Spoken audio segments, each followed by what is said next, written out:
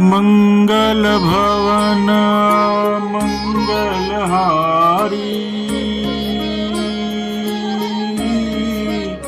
द्रवं सुदशरथ अजिर बिहारी। राम सिया राम जय जय राम। राम सिया राम जय जय राम। बोलिए वृंदावन बिहारी लाल की जय। भक्तजनों, अयोध्या कांड में मास परायण 16वां विश्राम, नवाह परायण 4था विश्राम के अंतर्गत ये जो वर्णन आज मैं कर रहा हूँ, और ये भी जो प्रसंग है ये माँ जानकी भ्राता लक्ष्मण के साथ जब प्रभु श्री राम वन में विचरण कर रहे हैं, उसका बहुत ही अद्भुत वर्णन गोस्वामी तुलसीदास जी ने किया है। लेकिन इसके बीच एक बड़ा अच्छा भजन है।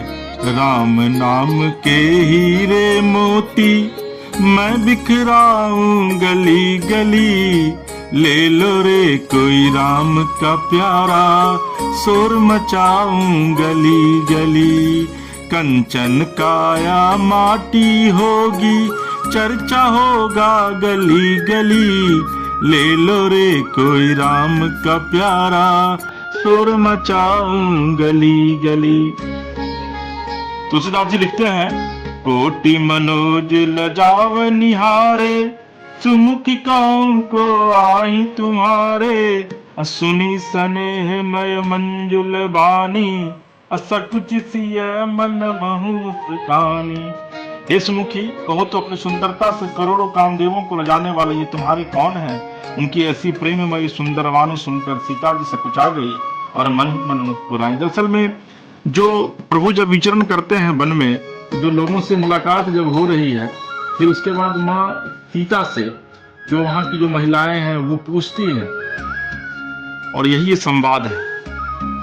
तिन्हि बिलो कत धरणी, अदोहु सकोच सकुचति बर बरनी, असकुचि सप्रेम बाल मृग नयनी, अबोली मधुर बचन पिक बयनी।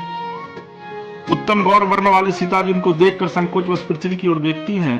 वो दोनों ओर के संकोच से सकुचा रही हैं, अर्थात न बताने में गांव की स्त्रियों को दुख होने का संकोच है, बताने में लज्जा रूप संकोच। हिरण के बच्चे के सदृश नेत्र वाली और की सी वाणी वाली सीता जी सकुचा कर प्रेम से तो मधुर वचन बोली। अभी भी आप देखते होंगे जब गांव में जो महिलाएं जाती हैं अपने पति के साथ, और जब उनसे कोई पूछता है तो बोलने बहुत सकुचाती हैं, वो घूंघट लिए रहती है। सहज सुभाय सुभग तन गोरे, नाम लखन लघु देवर मोरे, अब बहुरी बदन विधु अंचल ढाकी, पियतन चितई बाहु कर बाकी। ये जो सहज स्वभाव सुंदर और गोरे शरीर के, उनका नाम लक्ष्मण है, ये मेरे छोटे देवर हैं। फिर सीता जी ने लज्जावश अपने चंद्रमुख को आंचल से ढककर और प्रेतम से राम जी कर निहार कर भौएं टेढ़ी करके, अखंजन मंजू तिरिछे नयननी, निज पति कहे तिन्हि सिय सयनी, अभय मुदित सब ग्राम बधूटी, अरंकन राय राशि जन लूटी। खंजन पक्षी के से सुंदर के नेत्रों को तिरछा करके सीता जी ने इशारों से ने कहा कि ये मेरे पति हैं। यह जानकर गांव की सब युवती स्त्रियां इसी प्रकार आनंदित हुई मानो कंगालों ने धन की राशियां लूट ली हों। अक्सर आज की तारीख में भी जो हिंदू सभ्यता है, और खास करके ग्रामीण इलाकों में इस चीज को बहुत ही माना जाता है कि आज भी जो पत्नी है वो अपने पति का नाम मुंह से नहीं लेती है।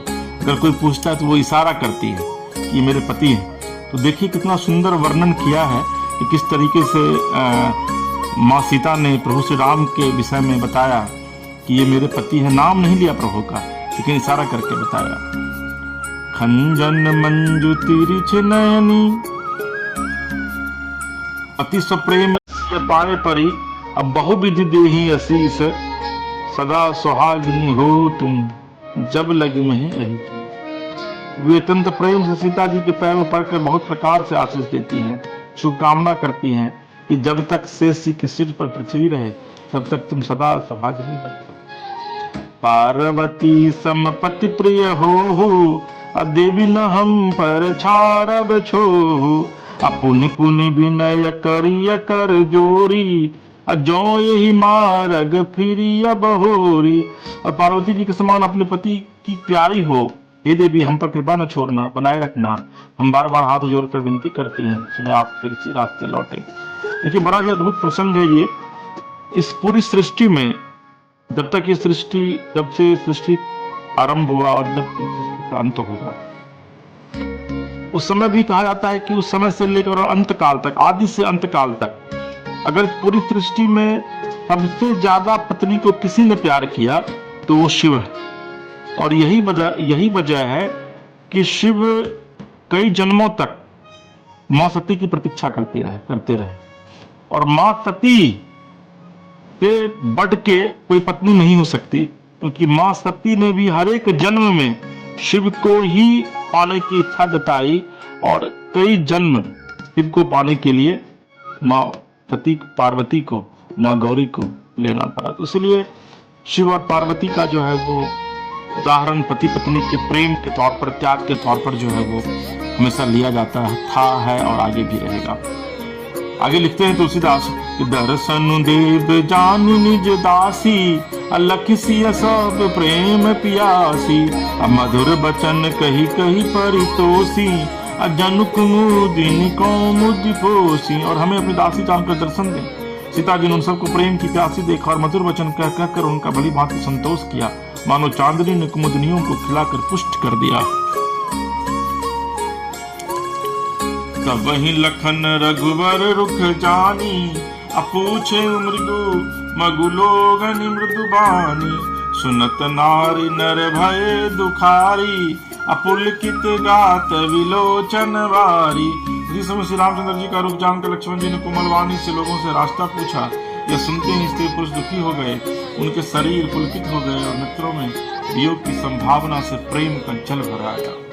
मिटा मोद मन भय मलीने, अबिधि निधि दिन लेत जन छीने, समुझ कर्म गति धीरज किन्ना, असोधि सुगम मग तिन कहि दिन्हा।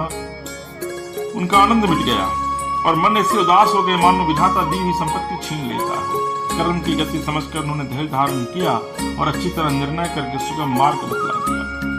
लखन जान की सहित तब अगवन किन्न रघुनाथ, हेरे सब प्रिय वचन कही लिए लाई मन साथ। लक्ष्मण जी और जानकी जी से रघुनाथ जी ने गमन किया और सब लोगों को प्रिय वचन कहकर लौटाया, किंतु उनके मनों को अपने साथ ही लगा लिया। फिरत नारी नर अति पछताही, अदेयहि दोष देहि मन माही, सहित विषाद परस पर कहि, अविधि कर तब उलटे सब रही। लौटते हुए स्त्री पुरुष बहुत पछताते हैं और मन ही मन देव को दोष देते हैं, परस्पर बड़े ही विषाद के साथ कहते हैं, विधाता के सभी काम उल्टे ही होते हैं। निपट निरंकुश निठुर निशंकु, अजहि शशिकिन सरोज सकलंकु, रुख कल्प तरु सागर खारा, अतेहि पठये बन राजकुमारा। और विधाता बिल्कुल निरंकुश, स्वतंत्र, निर्दय और निडर है, जिसने चंद्रमा को रोगी घट में बढ़ने वाला और कलंकी बनाया, कल्प वृक्ष को पेड़ और समुद्र को खारा बनाया, उसी ने इन राजकुमारों को वन में भेजा है। देखिए क्या अद्भुत प्रसंग है, क्योंकि लोगों को तो यह पता नहीं है कि स्वयं वही विधाता है। जौ पे नहीं दिन बनवासु, अकिन बादी विधि भोग विलासु, ए बिचरहि मग बिनु पद त्राना, अरचे बादी विधि बाहन नाना। जब विधाता ने इनको वनवास दिया है तब उसने भोग विलास व्यर्थ बनवाए। जब वे बिना जूते के नंगे ही पैरों रास्ते में चल रहे हैं तब विधाता अनेकों वाहन सवारियां व्यर्थ ही रचे। ए मही पर ही दासी कुश पाता, असुभग सेज कत सृजत विधाता, तरुबर बासी नहि विधि दिन्हा, धवल धाम रचि रचि श्रम किन्हा। जब ये कुश और पत्ते बिछाकर जमीन पर ही पड़े रहते हैं तब विधाता सुंदर सेज पलंग और बिछोने की स्लिप बनाता है। विधाता ने तब इनको बड़े बड़े पेड़ों के नीचे का निवास दिया, तब उज्जवल महलों को बना बनाकर उसने व्यर्थ परिश्रम किया। जो मुनि पट धर जटिल सुंदर सुठ सुकुमार, विविध भांति भूषण बसना बाद किए करतार।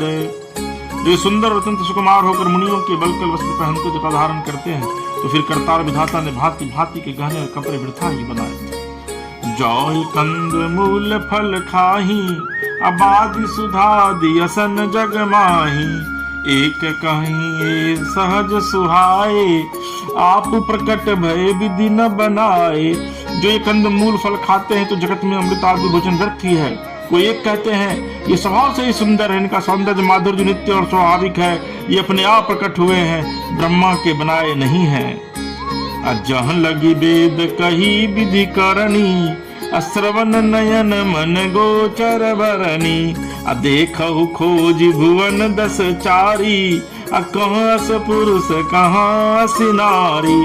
हमारे कानों नेत्रों और मन के द्वारा अनुभव में आने वाली विधाता की करनी को जहाँ तक वेदों ने वर्णन करके कहा है, वहां तक 14 लोकों में ढूंढ देखो, ऐसे पुरुष और ऐसी स्त्रियां कहाँ है? कहीं भी नहीं है। इसी से सिद्ध है कि विधाता के 14 लोकों से अलग हैं और अपनी महिमा से ही आप निर्मित हुए हैं। इन्हीं देखी विधि मनु अनुरागा अपट तर जोग बनावे लागा। किन बहुत श्रम एक न आए अतिहीर सावन आनु दुराए। देख विधाता का मन अनुरक्त मुग्ध हो गया, तब वह भी इन्हीं की उपमा के योग्य दूसरे स्त्री पुरुष बनाने लगा। उसने बहुत परिश्रम किया परंतु कोई उसकी अटकल में ही नहीं आए, पूरे नहीं उतरे। इसी ईर्ष्या के मारे उसने इनको जंगल में लाकर छिपा दिया है। एक कहीं हम बहुत न जन जानही आप ही परम धन्य करी मानही। ते पुण्य पुण्य पुंज हम लेखे अजय देखहीं देखी हैं जिन देखे। तो ये कहते हैं हम बहुत नहीं जानते, हाँ अपने को परम धन्य अवश्य मानते हैं, इनके दर्शन कर रहे हैं और हमारी समझ में वे भी बड़े पुण्यमान हैं जिन्होंने इनको देखा है, जो देख रहे हैं और जो देखेंगे। यही विधि कही कही बचन प्रिय ले ही नयन भरी नीर। अकिमि चली हई मार्ग अगमा सुठि सुकुमार शरीर। इस प्रकार प्रिय वचन कह कहकर सब नेत्रों में प्रेमाश्रुओं का जल भर लेते हैं और कहने लगते हैं कि अत्यंत सुकुमार शरीर वाले दुर्गम कठिन मार्ग में कैसे चलेंगे। नारी स्नेह विकल बस होही अचकई साँझ समय जनु सोही। मृदु पद कमल कठिन मगु जानी गहबरी हृदय कहीं बरबानी। स्त्रियां स्नेह बस विकल हो जाती हैं, मानो संध्या के समय चकवी भावी वियोग की पीड़ा से सो रही हो, दुखी हो रही हो। इनके चरण कमलों को कोमल तथा मार्ग को कठोर जानकर व्यक्ति हृदय से उत्तम वाणी कहती हैं। पर सत मृदुल चरण अरुणारे असकुचति मही जिमि हृदय हमारे। जो जगदीश इन्हि बनु दिन्हा कसन सुमन मय मारग किन्हा। इनके कोमल और लाल चरणों तलवों को छूते ही पृथ्वी वैसे ही सकुचा जाती है जैसे हमारे हृदय से कुचा रहे हैं। जगदीश्वर ने यदि इन्हें वनवास ही दिया है तो सारे रास्ते को पुण्य में क्यों नहीं बना दिया। जो मागा पाई अविधि पाही ए रखी सखिया खिन माही। जे नर नारी न अवसर आए तिन सिय राम न देखन पाए। यदि ब्रह्मा से मांगे मिले, हे सखी हम तो उनसे मांग कर इन्हें अपनी आंखों में ही रखें। जो स्त्री पुरुष अवसर पर नहीं आए वे श्री सीताराम जी को नहीं देख सके। सुनि सुरपु बुझही अकुलाई अब लगी गए कहाँ लगी भाई। समरथ धाई विलो कहीं जाई अप्रमुदित फिर जन्म फल पाई। उनके सौंदर्य को सुनकर व्याकुल को पूछते हैं कि हे भाई अब तक वे कहाँ तक गए होंगे।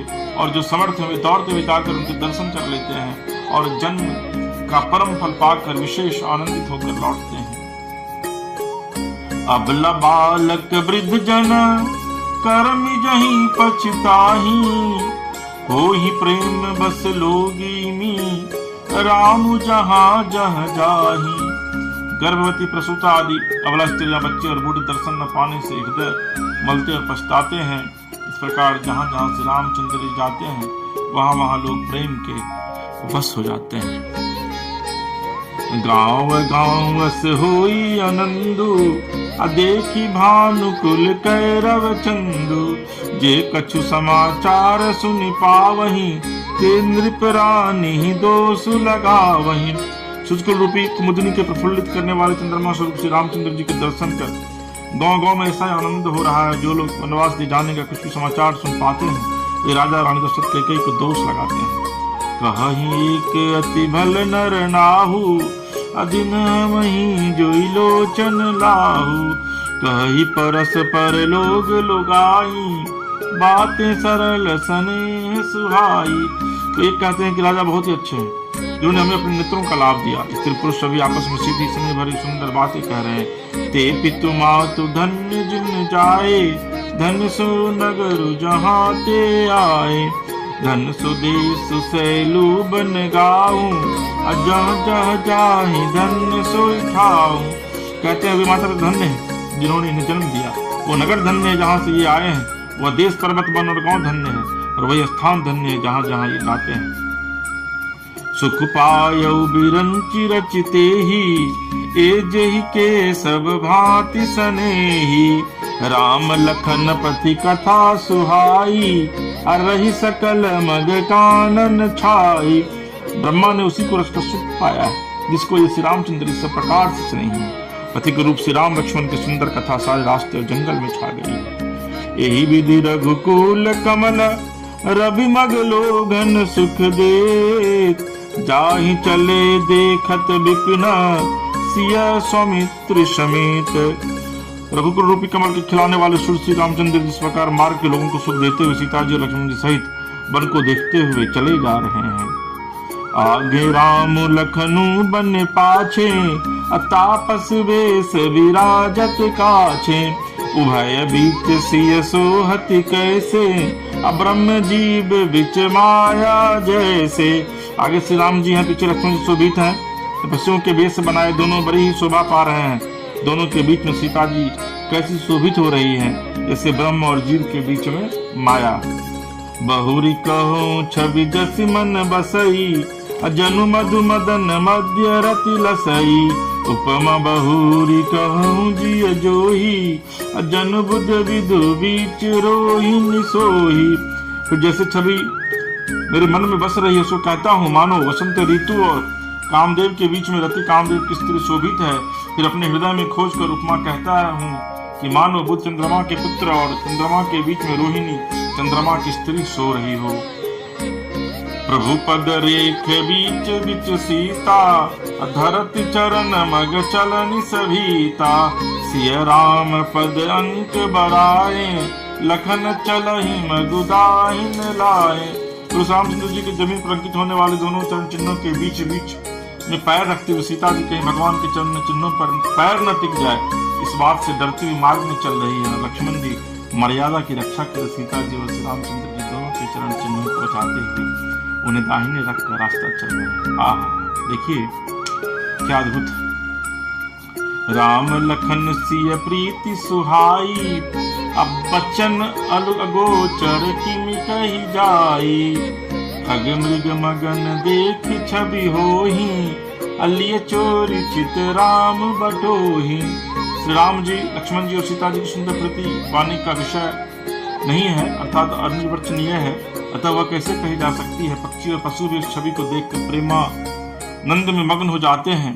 पथिक रूप श्री रामचंद्र जी ने उनके भी चित्त चुरा लिए हैं। जिन जिन देखे पथिक प्रिय, सिय समेत दो भाई, अभव मगु अगमु आनंद तेई, बिनु श्रम रहे सिराई।